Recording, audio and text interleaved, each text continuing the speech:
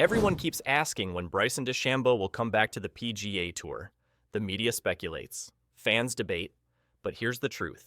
He's never coming back. And there are actually 11 reasons why, some of them so shocking that even his biggest fans don't know the full story. But before we get started, please consider subscribing so we can hit our goal of 1,000 subscribers. It lets us know you enjoy the golf content and gives us the ability to keep creating more.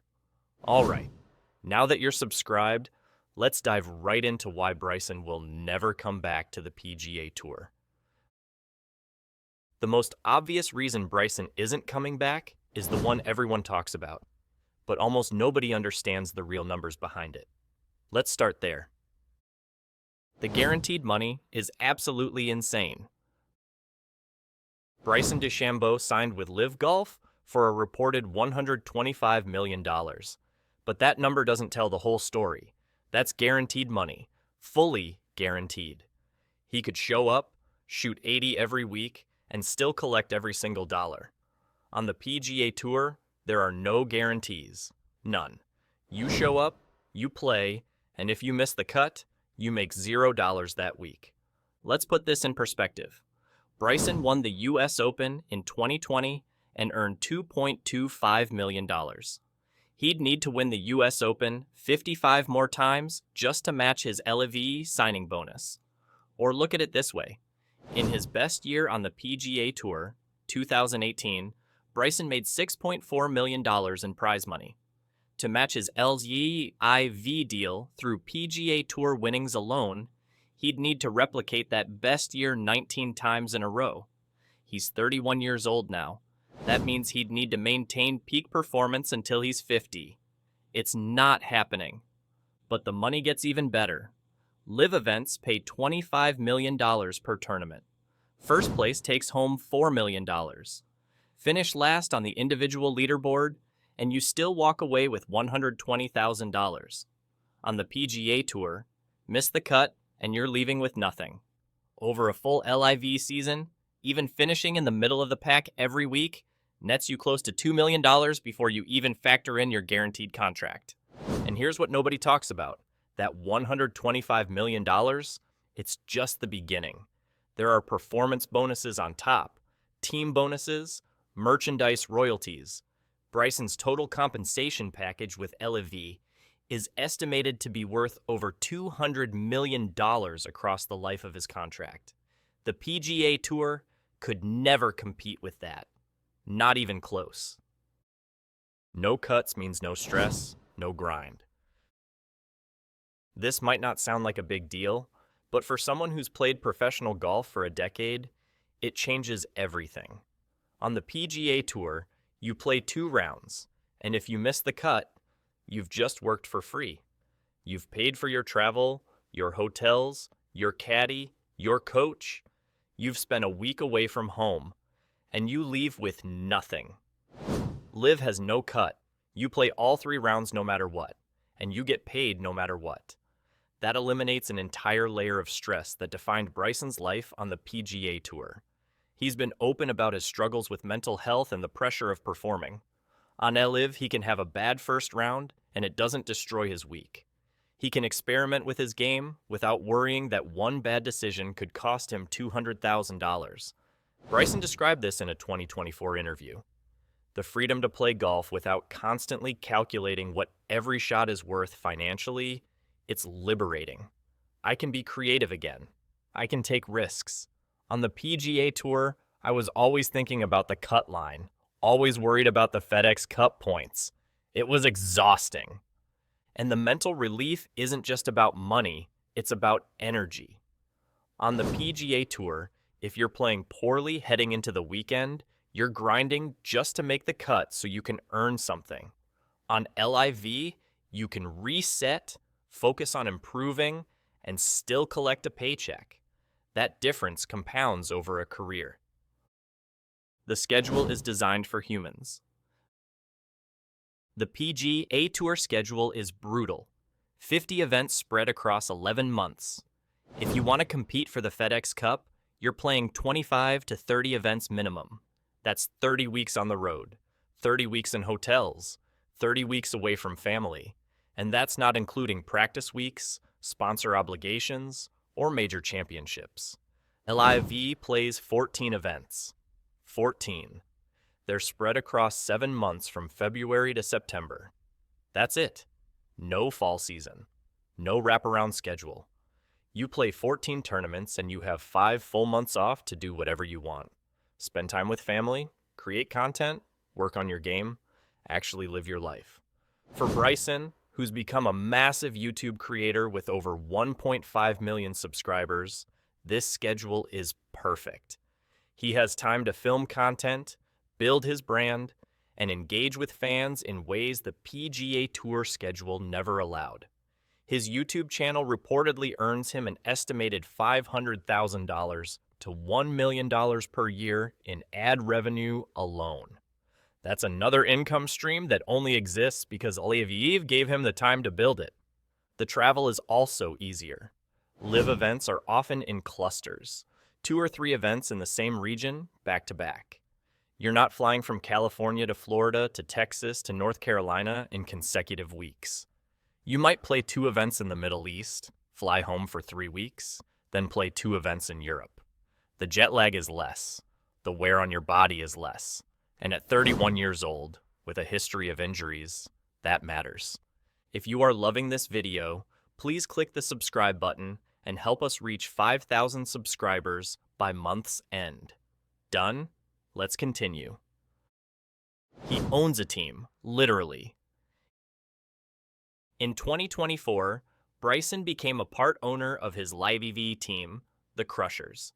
This isn't just a ceremonial title. He has actual equity in the franchise.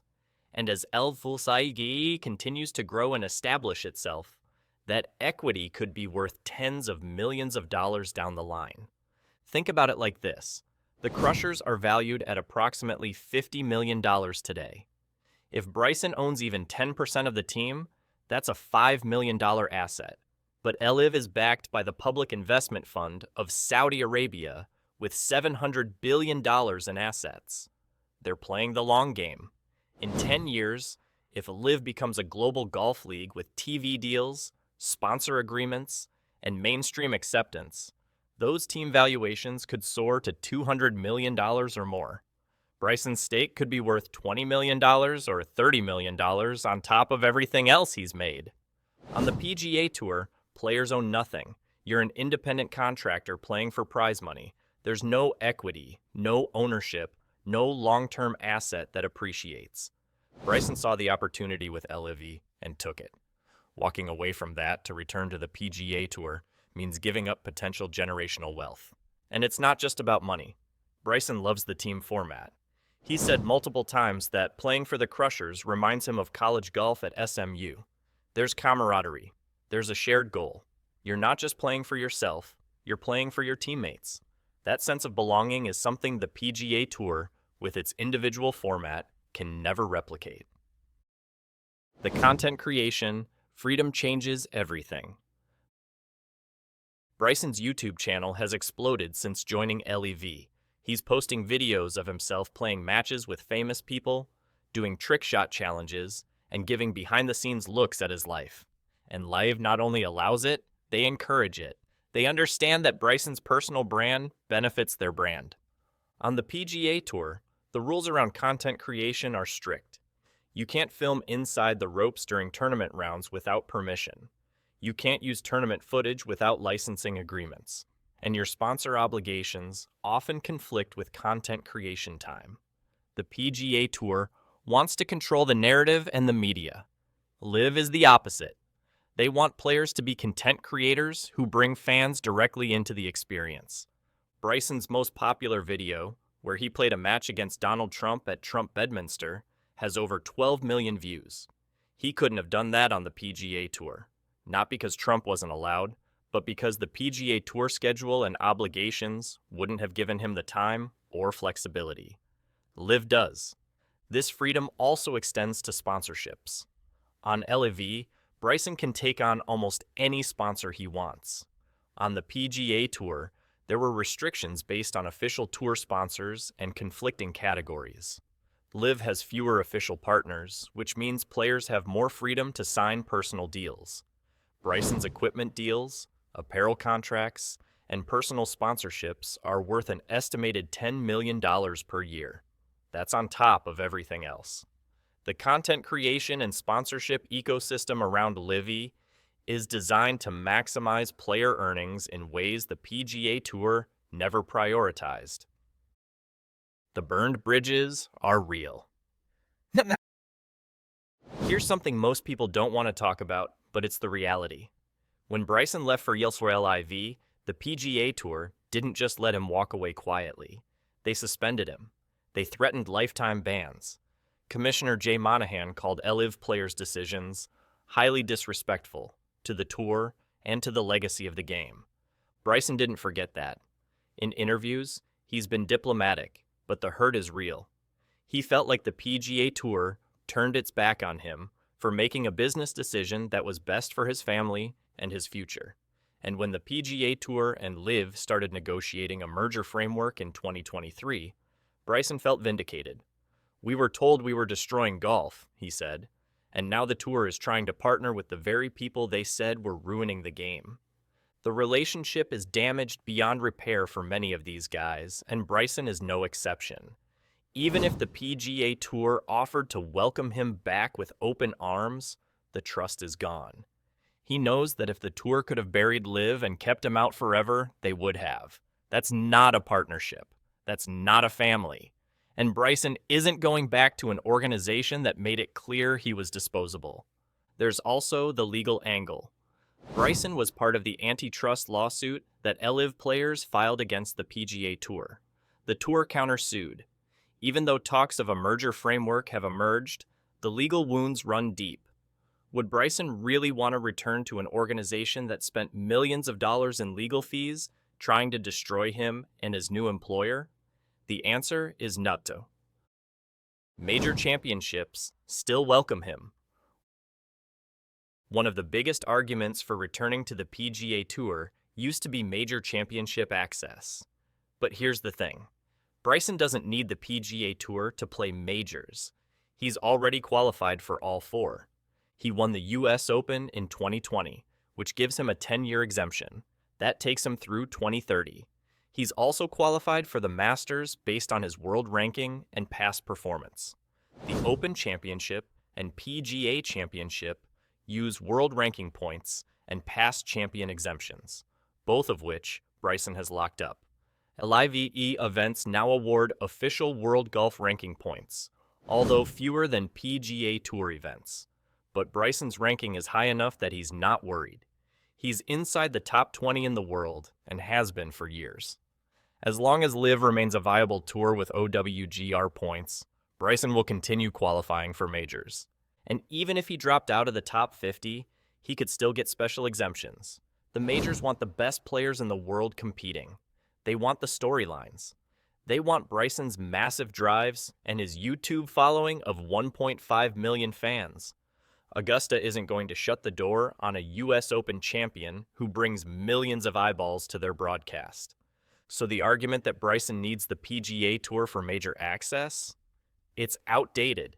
He's playing all four majors every year regardless. And he's doing it while making $30 million per year on LIV instead of grinding for $6 million on the PGA Tour.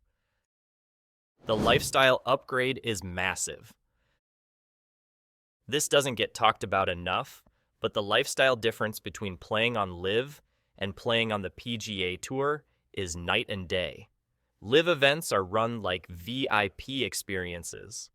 Players stay in 5-star hotels. They fly on private jets or first class. The tournament venues are immaculate. The hospitality is world-class, and there's an emphasis on making the experience enjoyable, not just competitive. On the PGA Tour, you're grinding. You're booking your own hotels most of the time.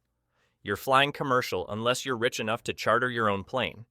You're dealing with massive crowds, long days, and a constant pressure to perform.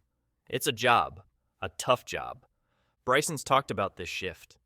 LIV feels like we're appreciated, he said in a 2024 podcast. Everything is taken care of. We're treated like the athletes and entertainers we are.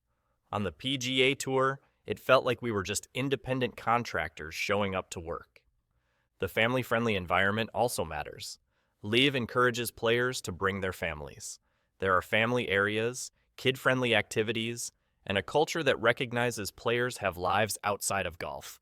On the PGA Tour, it's all business. Show up, play, leave. There's less emphasis on the human side of the equation. For Bryson, who's become a global celebrity with interests far beyond just golf, the LIV lifestyle aligns with who he is now. He's not the 23-year-old grinder anymore. He's a 31-year-old multimillionaire with a massive platform and a desire to enjoy his life. LIV offers that. The PGA Tour doesn't. If you are loving this video, click the hype button on your mobile screen and help us reach out to more golf fans. His brand identity is now LIV. At this point, Bryson's personal brand is inseparable from LIV Golf. He's one of their poster boys. He's appeared in promotional material. He's defended the tour in interviews. He's created content around LIV events, and his fans associate him with the boldness and disruption that LIV represents. If he returned to the PGA Tour now, it would feel like a betrayal. Not just to LIV, but to himself. He'd be admitting that leaving was a mistake. He'd be walking back everything he said about the freedom, the money, and the lifestyle. And in the age of social media, where every word is scrutinized, that kind of reversal would haunt him. Bryson has also become a symbol of the player empowerment movement in golf. He represents the idea that players should control their own destinies, maximize their earnings, and not be beholden to a single organization. Returning to the PGA Tour would undermine that entire narrative. And let's be honest, Bryson thrives on being different. He's always been the guy who does things his own way. The physics major who approached golf like a science experiment. The guy who bulked up and changed his swing to hit the ball 400 yards. The guy who puts with a side saddle stance when he feels like it. Staying on LIV fits that identity. Going back to the PGA Tour, that's conformity. That's not Bryson. The PGA Tour's uncertain future. Here's something that doesn't get enough attention. The PGA Tour's future is less certain than LIV's. Yes, you read that right. LIV is backed by a sovereign wealth fund with essentially unlimited resources. They can operate at a loss for decades if needed while they build the brand.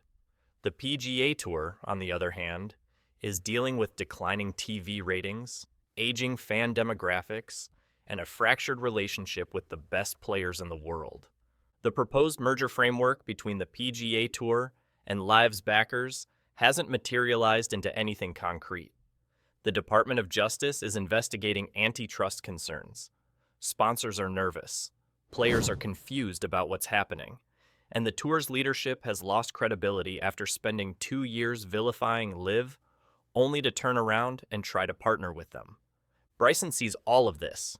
He knows that the PGA Tour's negotiating position is weak. He knows that LIV has leverage. And he knows that if a merger does happen, it's going to favor the LIV EV side because they have the money and the patience. Why would he jump ship from the winning side back to the losing side? The PGA Tour also has structural problems. The FedEx Cup playoffs format changes every few years because they can't figure out what works. The schedule is bloated. The wraparound season confuses casual fans, and young stars like Scottie Scheffler and Rory McIlroy are openly frustrated with the tour's inability to adapt quickly. LIV, by contrast, is nimble. They can make changes overnight. They're building something new without the baggage of decades of tradition. For a forward-thinking guy like Bryson, that's attractive. The PGA Tour feels like a sinking ship trying to patch holes. LIV feels like a speedboat racing toward the future. The final reason: pride and principle. And now we come to the reason that matters most. The one that makes Bryson's decision permanent. It's about pride. It's about principle. It's about proving that he made the right choice. Bryson took a massive risk leaving the PGA Tour. He was criticized by media members. He was booed by fans. He was called a sellout and a traitor to the game. And through it all, He's held his head high and defended his decision. He's said repeatedly that he believes LIV is the future of professional golf, that he believes in the vision, that he believes in what they're building. If he goes back to the PGA Tour, all of that means nothing. He becomes just another guy who took the money and ran back when things got tough.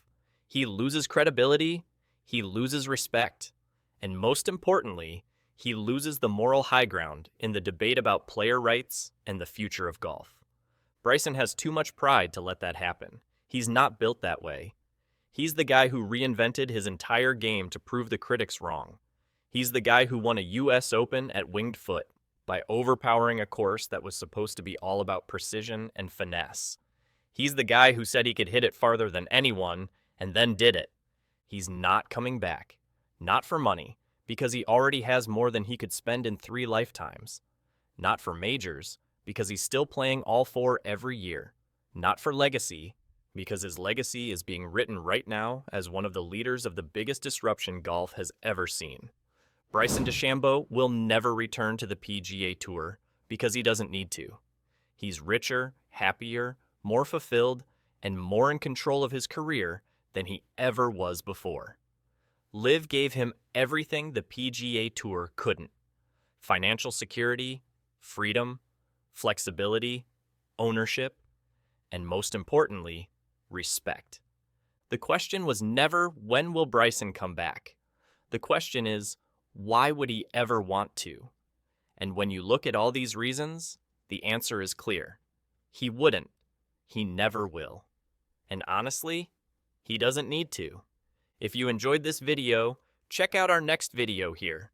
YouTube thinks you will like to watch this. Let's see if it's true.